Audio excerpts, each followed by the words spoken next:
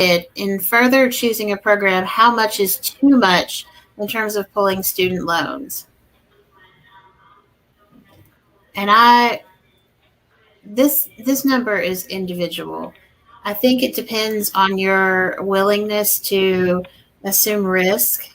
I'm pretty conservative. I wanted to borrow as little as possible, and I didn't need to borrow anything for living expenses. So I graduated with about $150,000 in student loans that immediately capitalized to become $180,000 in student loans.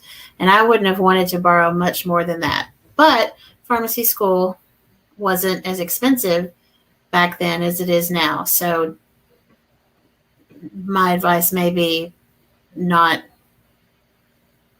valid with today's market conditions. What do you think, Gina?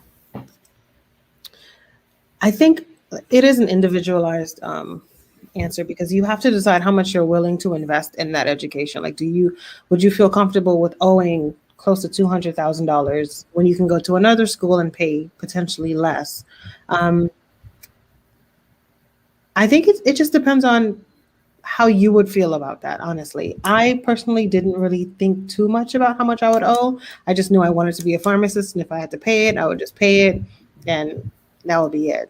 But I did end up picking the cheapest school in Florida, which is why I attended FAMU, and because I have family members and friends who went there as well. But it was very much a personal choice, and I think it will be for everyone. Absolutely.